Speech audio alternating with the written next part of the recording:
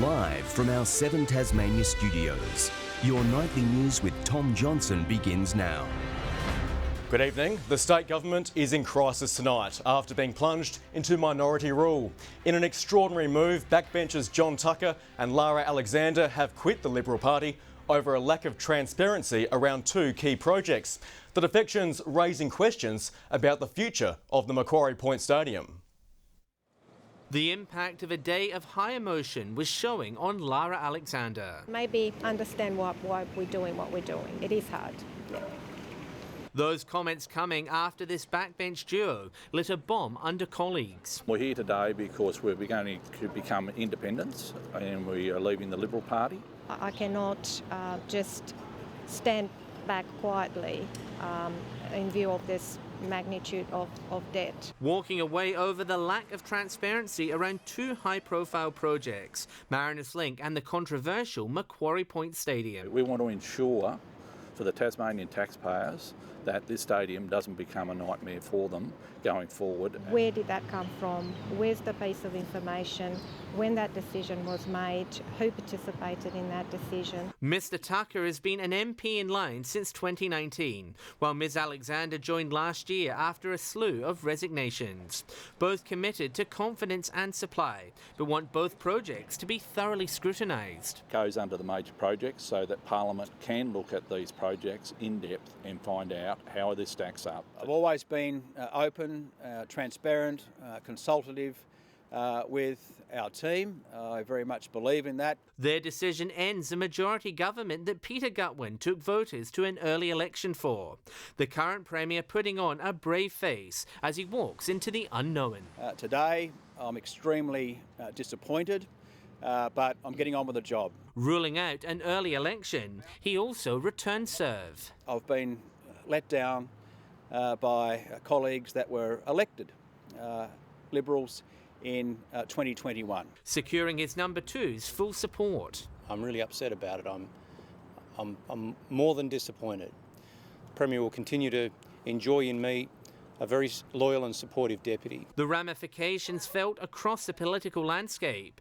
Labor wants the Premier to test his support in the lower house. Recall Parliament at the earliest opportunity. The Premier, Jeremy Rockliff, should test whether he maintains the confidence of the majority of members. The Greens having no sympathy, calling on the Premier to dump the stadium or at least open the deal up to scrutiny. His backbenchers have decided to walk away and reduce his government to minority. This is on Jeremy Rockliff. Businesses, meanwhile, are warning all MPs to avoid blowing up Tasmania's AFL dreams. Think very carefully what they're going to do over the next days and weeks ahead, and don't be responsible for killing the AFL dream.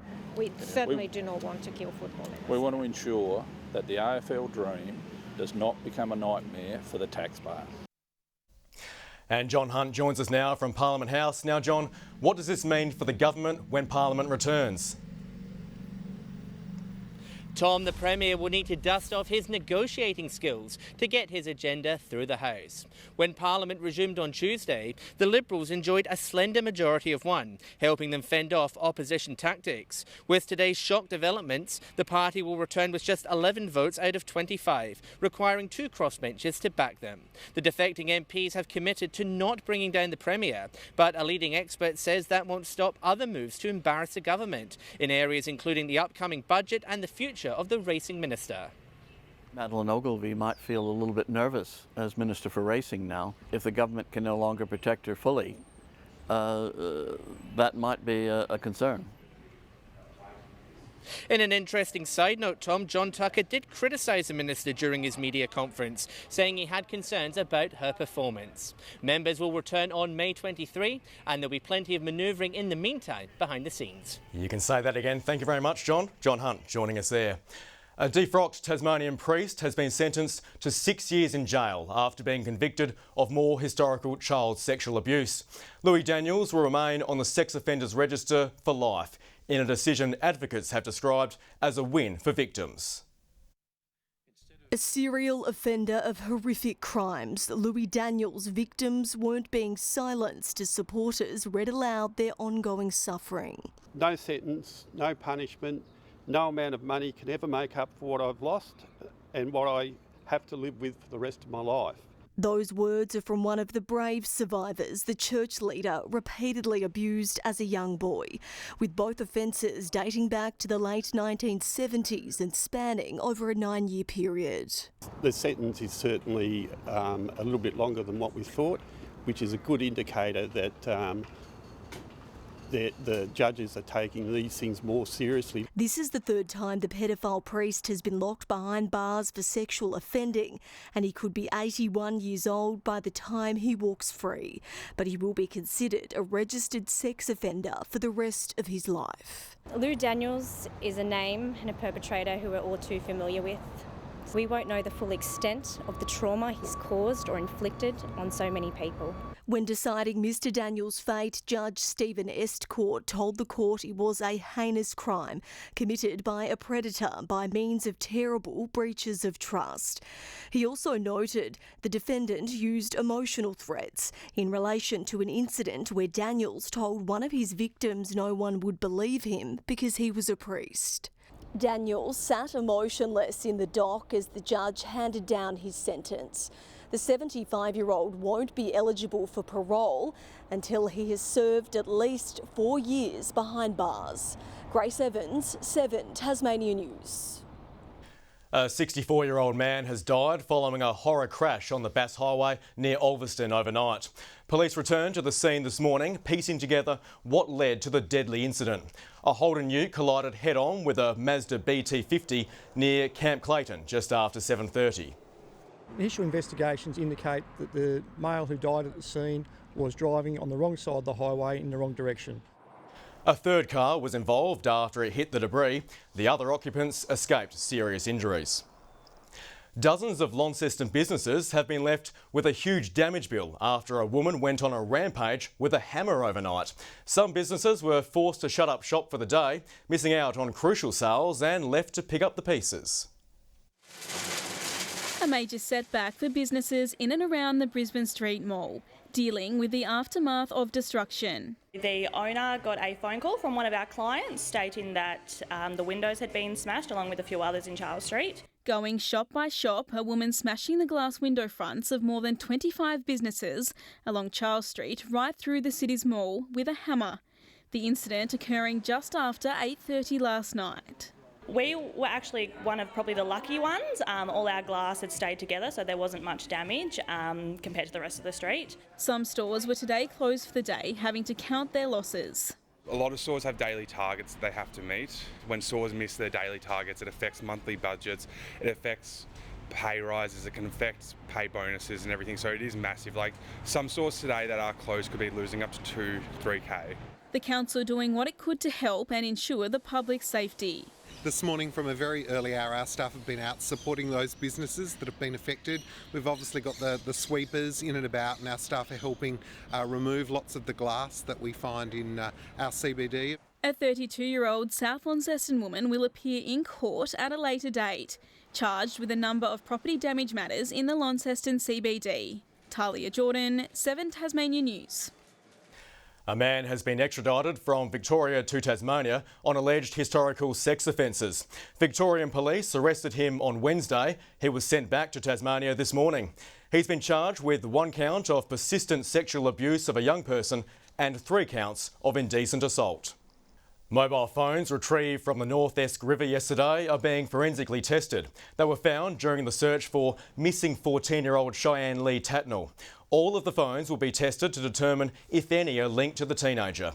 Police boats and divers returned to the water today, where she was last seen on April 30, searching for any trace. Anyone with information is asked to come forward, and searches will continue over the weekend.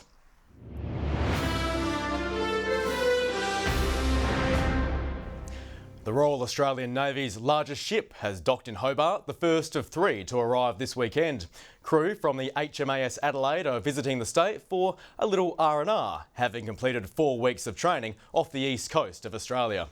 They're also spending their time in Tassie connecting with the local community, with a Navy helicopter dropping in on students at Hobart St Michael's Collegiate today, hoping to inspire younger generations to consider a career at sea. Navy is seeking to expand over the next decade, so Identifying future candidates for both officers and sailors in the Navy is really important, and obviously schools are a great way to engage with the Australian community. The HMAS Brisbane and HMAS Sydney will pull into port tomorrow. Tasmanians are being encouraged to think about making their financial, medical and legal wishes known this Law Week. The public trustee is urging locals to embrace the opportunity and start the conversation around making a plan. 50% of Tasmanians still don't have a valid will when they pass away. So Law Week is a great opportunity for the public trustee to start a conversation with the community about the importance of planning ahead. A number of sessions will be held across the state next week to discuss the importance of having a will and the best way to outline decisions for the future. The state's population has grown, with 2 new citizens making their way south to the Apple Isle. 2 maned wolves have bid farewell to the Queensland sunshine and are now calling Tasmania Zoo home. The new leaders of the pack wasting no time making their mark. In a Tasmanian first, the 2 Maine wolf sisters settling in, hoping to be a howling success. It's a pretty cool milestone for us and for the state, for people to be able to come here and see this awesome species. The main attractions sinking their teeth into Tasmania Zoo, huffing 2 new personalities into the mix. Maned wolves are a very unique species. They've got long, lanky legs. Just everything you think of a wolf, they're pretty much the exact opposite. The sibling duo enjoying the 5-star treatment as they make the switch from the warmth of the Darling Downs Zoo to the chilly Tasmanian winter. Been a bit of a shock, obviously, having one of the coldest May weeks ever. So, yeah, they've adjusted really well. Showing off all their best angles, the girls are already getting used to the spotlight, preparing to be the new queens on the block. The girls have been a lot more confident, coming out a little bit more during the day now that they're a bit more settled into their environment. These 2 sisters are still yet to be named, Tasmania Zoo opening it up to the community to have their say. The newest recruits are now ready for visitors, taking their main event status in their pride. Victoria Easto, 7 Tasmania News.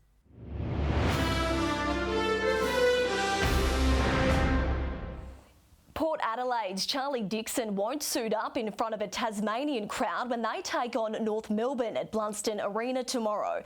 A small tear in his quad has sidelined the big man. The clash will see Jason Horne-Francis play against his old club for the first time, but the attention isn't shaking the Kangaroos. We've got Sheasel and Wardlaw in a pick this year, so I think both sides have moved on, and yeah, I mean, we're just looking forward to playing Port Adelaide as a whole, not just one particular player. It's a really important game for us. A game against your old team is always a little bit different and a little bit awkward at times, but we don't expect too much to be made of it, to be honest. All the footy action kicks off from 2 o'clock. After conceding 10 goals over the past 3 games, the mission is on to lock up Kingborough's defence. The Lions have been keenly reviewing the play, especially after last round's 5-2 loss to Devonport. Fine-tuning the detail and focusing things for those players a little bit to help scaffold them to a higher performance. The side heads north to take on Launceston United on Sunday, while Taruna's women's side has been struggling. Players are taking heart from arguably their best performance of the season against Kingborough last week. We seem to be going up and down a little bit, a good game, a bad game sort of thing. So once we shake that off, we should be able to focus a bit more. They're up against Clarence Zebras at Wentworth Park, who lost 3-0 to South Hobart last week. And this week marks 31 years since an ugly stoush thrust a Tasmanian football competition into the national spotlight. In May 1992, the North East Football Union suddenly became the focal point of Australia's HIV/AIDS debate when a positive player joined the league. As panic over HIV/AIDS raged, AIDS can be stopped and you can help stop it.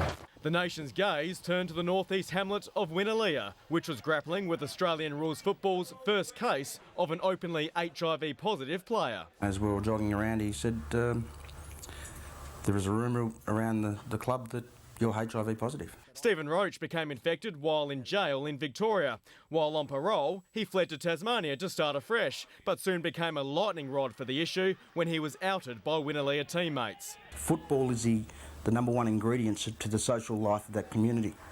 And if you're not part of that, then you become ostracised and pushed away. And that's exactly what happened. The league banned Roach from playing, despite there being no policies or precedent for HIV players in the sport, even at AFL level. What followed was an explosion in public opinion from the North East Football Union. I have a duty of care towards not only the guy playing football, but to all the other guys that play football with him. To doctors. The chances are so remote that it's really not a reason for excluding someone from competition. But the saga had a huge twist when Roach took his story to Ray Martin's national midday show in Melbourne. Police watching the show swooped on Channel 9, arresting Roach because he'd broken his parole by moving to Tasmania. The message is the plight of HIV people out there is still a battle for them, and whatever I can do to help them and me, then I'm going to do it. Roach never played for Winnaleah again, but his very public fight for HIV sufferers pushed the issue onto the agenda. And despite the hysteria, there has never been an HIV transmission on a sporting field in Australia to this day. Good evening, an easy night for our graphic guy tonight. Well, lucky too, we've got Liam on, 18 degrees for all the population centres today. Eddystone Point the high with 19, Ooze our low with -2, most maximum temperatures above average. St Helens and Friendly Beach is 18 as well. Grove, Ooze, Lowhead, Smithton and the Islands all 17 and Strawn a high of 16. A frontal cloud band moved over the state today with not much rain attached, patchy a low-level cloud moving to our west. The cloud over our region links to more over South Australia and southern parts of the mainland, areas of cloud over Queensland as well. Tomorrow, a large area of high pressure is over southeastern Australia. A trough and cold front slowly move across WA. Winds tending west-northwesterly up to 30 knots over southern waters, variable winds through Bass Strait, and we have a strong wind warning in place for waters between Tasman Island and Low Rocky Point.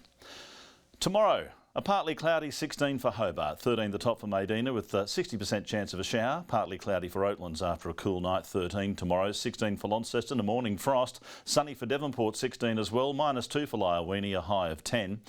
Burnie partly cloudy 16. A shower for Strawn, 15 the top. Marrawar 15 as well.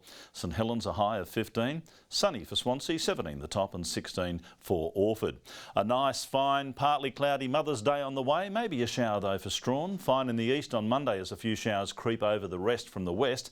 And on Tuesday a shower or two for most of us and snow to 700 metres in the south. Showers in Perth tomorrow. A clear sunny day in Adelaide, 21 there. Partly cloudy and 18 in Melbourne and Canberra. Showers on the way for Sydney, Brisbane and Cairns.